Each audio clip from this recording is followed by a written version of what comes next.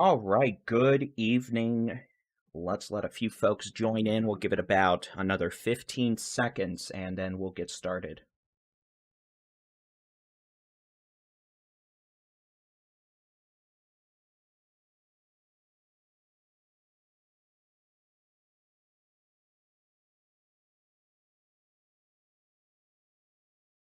All right, hello. I am Texas Storm Chasers Baldy in Chief David Reimer along with Tornado Intercept. We are keeping an eye on Hurricane Ida this evening. Currently, as of the 10 p.m. advisory, Ida has maximum sustained winds of 105 miles per hour with higher wind gusts. The minimum central pressure is down to 965 millibars and dropping as of the last observation from the NOAA Hurricane Hunter aircraft that departed Ida about 2 hours ago. This is the latest high-res rapid updating satellite for Ida over the last 2 hours. You can see the eye there in the middle of the hurricane being surrounded by very cold cloud tops. Those are those white clouds being shown on the infrared imagery this evening. In fact, you can see the eye intermittently visible at times with the satellite imagery being surrounded by very cold cloud tops. Those are thunderstorms that are rotating around the eye of the hurricane. That's the eye wall convection. And at times the eye becomes somewhat obscured by those very cold thunderstorm cloud tops. The colder they are, the higher up in the atmosphere they are, the stronger they are. So as the eye intermittently becomes obscured, that's not necessarily a sign of the hurricane weakening. It's just that the anvil clouds from the thunderstorms are temporarily blocking the view from the satellite, which is many, many, many hundreds of miles above the Earth's surface. So Ida, currently a Category 2 hurricane, maximum sustained winds of 105 miles per hour, is intensifying, is expected to become a Category 3 or Category 4 hurricane by landfall around lunchtime tomorrow in southeast Louisiana, passing precariously close and just west of the city of New Orleans, which is not great because they're going to be in the northeast quadrant of the hurricane and the northeast quadrant of the strongest winds. So let's go ahead and before we talk any further about Ida, let's look at the latest key messages from the National Hurricane Center. Again, this is advisory number 11, issued at 10 p.m. Central Time. We're going to go over these individually, and then we'll look at the latest forecast track and the projected storm surge impacts. Key impact statement number 1. There is a danger of life-threatening storm surge inundation Sunday along the coasts of Louisiana, Mississippi, and Alabama within the storm surge warning area. Again, that includes the eastern half of Louisiana, the coastline, all of Mississippi's coastline, and the Alabama coastline. Extremely life-threatening inundation of 9 feet or greater above ground level is possible somewhere within the area from Morgan City, Louisiana to the coast of Mississippi. Overtopping of local levees outside of the hurricane and storm damage risk reduction system is possible where local inundation values may be higher. And at this point, you should have been following guidance from local officials already. You're pretty much out of time to do much more than that.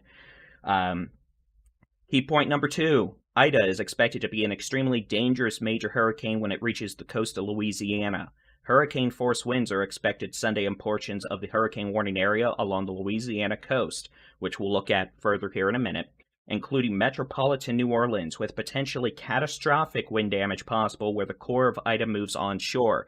The very strong thunderstorms surrounding the eye we were just talking about in the eye wall. Actions to protect life and property should be rushed to completion in the warning area. It's 10:21 p.m. Saturday evening. You have a few hours left, if that, to prepare for landfall of Ida if you're in Louisiana. Not long after midnight, some of these storms are going to start moving onshore with tropical storm force winds. By 6 a.m., I would expect we're already seeing some storm surge impact southeast Louisiana, which is, well, some of you may know, is extremely vulnerable to storm surge. Key point number 3, damaging winds, especially in gusts, will spread inland near the track of the center of Ida across portions of southeastern Louisiana and southwest Mississippi Sunday night and early Monday. Just because the hurricane moves inland does not immediately mean all the winds are confined to coastal regions. We're expecting tropical storm and hurricane force wind gusts well into Louisiana and into central Mississippi tomorrow night and Monday. That's going to cause widespread tree damage and lead to a significant number of power outages. Ida is likely to produce heavy rainfall Sunday into Monday across the central Gulf Coast from southeast Louisiana, coastal Mississippi, and far southwestern Alabama, resulting in considerable to life-threatening flash and urban flooding and significant flooding impacts. As Ida moves inland, we're going to see more significant flooding impacts spread inland. I said inland twice in the same sentence. You can't call me a professional anymore. Across portions of the lower Mississippi, Tennessee, and Ohio valleys through Wednesday. So those are the latest key points from the National Hurricane Center for Ida. I wanted to read those aloud just in case we have any visually impaired individuals listening to this stream this evening. All right, let's go ahead and pop on over to the storm surge projections for the National Hurricane Center. These are the peak storm surge forecast graphics above ground level. Not everyone's going to see these extreme storm surge values. Some may see locally higher values. Notice there are no impacts to the state of Texas. We have some dangerous rip currents along all of Texas beaches. We've got some marine impacts in the form of rough tides, maybe some minor coastal flooding. Louisiana is a very different story. The potential for 1 to 3 feet of storm surge inundation along the coast from Sabine Pass to Pecan Island, 2 to 4 feet between Pecan Island and Intercoastal City, 4 to 6 feet between Intercoastal City and Burns Point, and 6 to 9 feet between Burns Point and Morgan City. As you can see, there's a very sharp gradient here between little surge and big surge. It'll depend greatly on where the core of Ida makes landfall. If you're west of the core, your risk for storm surge will go down more quickly compared to if you're east of the landfall location. And we'll obviously talk about that here in a second.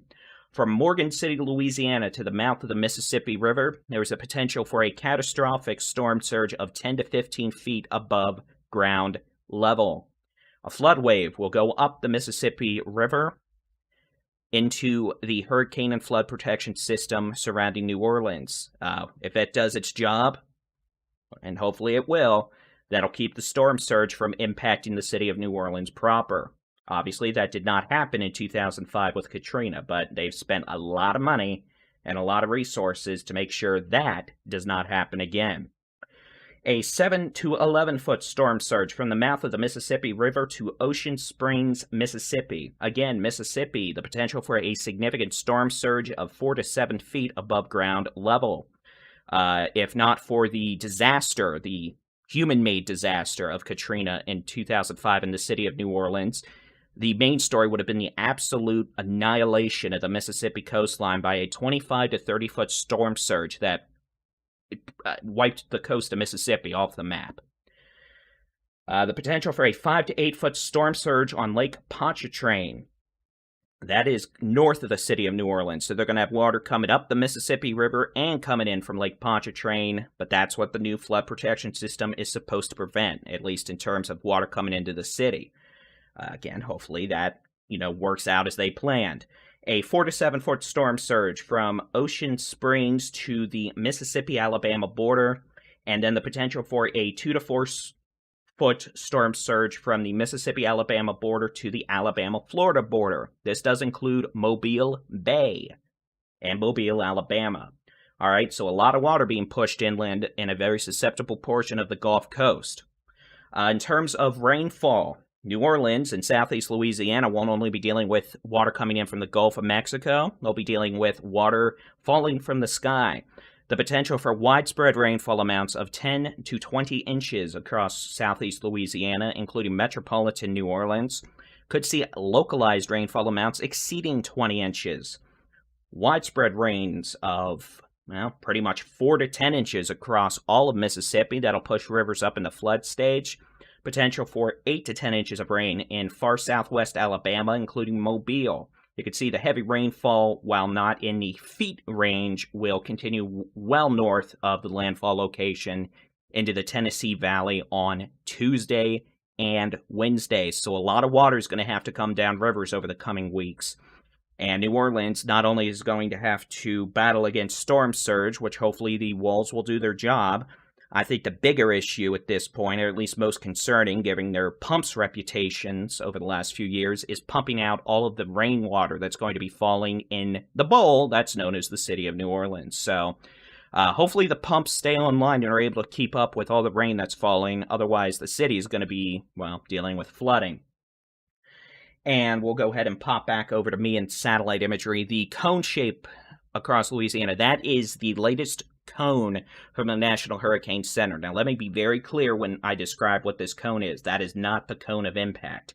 That is the cone of where, based off the last, I believe, 5 years, statistically, forecasts at this range within the next 24 hours will go in terms of where that eye is going to go. You can see the cone gets wider the farther out you get in both distance and time. Impacts from Ida, as you can see, the cloud tops will extend well outside this cone, both east and west. Storm surge all the way to Mobile. It may not necessarily be raining per se in Mobile all the time, but you're going to have a storm surge. Same thing with Mississippi. The core of Ida, and that's where we're going to see the most catastrophic winds, well over 100 miles per hour. Making landfall in southeast Louisiana, near Homa, I believe. I don't know. I'm sure someone will yell at me and tell me I said it wrong. You know, welcome to the club. Long-time viewers know that's why I'm called Baldy-in-Chief. Well, besides from the obvious. So, if this makes landfall not far west from New Orleans, we're going to have the northeast quadrant of the eye wall, destructive winds well over 100 miles an hour, move over New Orleans early tomorrow afternoon, in addition to the storm surge and heavy rain. Ignoring the rain, ignoring the storm surge, the wind core with this thing is going to decimate the power grid wherever it moves over. It is going to take weeks, if not months, to restore everyone's electricity across southeast Louisiana. That's going to be a really big problem in urban areas, and I mean rural areas too, but especially with more concentrations of folks in urban areas where we don't have electricity and air conditioning because it's August. It's the Gulf of Mexico. It's going to be in the 90s and really humid after this storm is gone. So the impacts from this are going to continue well after landfall, unfortunately, in terms of societal impacts. So we'll just have to wait and see. New Orleans was relatively spared from Katrina's extreme winds in 2005. Yes, they had some hurricane-force winds, wind gusts, some downed tree limbs, but the big story ended up being a few hours later when the levees broke, and then obviously all of the prior damage was moot. This time, this time New Orleans is probably going to get much stronger winds than they did in Katrina. They did in Gustav. They did in Laura. So that's going to be a problem in terms of widespread electrical outages. And then, of course, if we have flooding issues, that'll just make everything that much worse. So Ida is currently intensifying. You can see a well-defined eye clearing out on the visible satellite imagery. The very cold cloud tops, the ring of very cold cloud tops surrounding Ida's eye, that's clearing out. So we've got a Hurricane Hunter aircraft en route from San Antonio. Should be in the storm by midnight, and we'll know exactly how much the system has strengthened since the NOAA Hurricane Hunters left and returned to Tampa Bay, or St. Petersburg, about 2 hours ago. Either way, rapid intensification is expected tonight. Ida,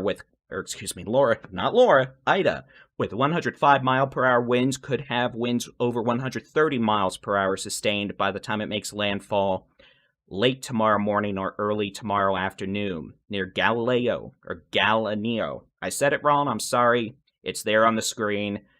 Around lunchtime tomorrow, wind gust will be higher. So something really going to have to watch for tonight is you see how far out this convection extends. The hurricane hunters were able to measure hurricane force winds about 70 to 100 miles northeast of the center of this storm. All those southeast winds at hurricane force are pushing water up towards southeast Louisiana, the Mississippi, and Alabama coastline. So storm surge, big problem tomorrow in addition to destructive winds, very heavy rains, and we could see a few tornadoes with the outer feeder bands, especially as they come closer to shore across Mississippi and Alabama, maybe even the Florida Panhandle overnight. So we've got, I believe, 6 7 chasers in Louisiana tonight. They're resting up ahead of tomorrow's landfall. You can expect live streams on our YouTube channel. Both Tornado Intercept and Texas Storm Chasers, they'll be there. And, of course, we'll be up providing weather updates as needed. You can keep an eye on the live satellite loop. We've got that streaming live on our YouTube channel right now as a separate video. That'll be up all night and into tomorrow. And we'll have live streaming video as well. I'm David Reimer with the Texas Storm Chasers and Tornado Intercept, keeping an eye on the sky as Hurricane Ida rapidly strengthens tonight into a major hurricane.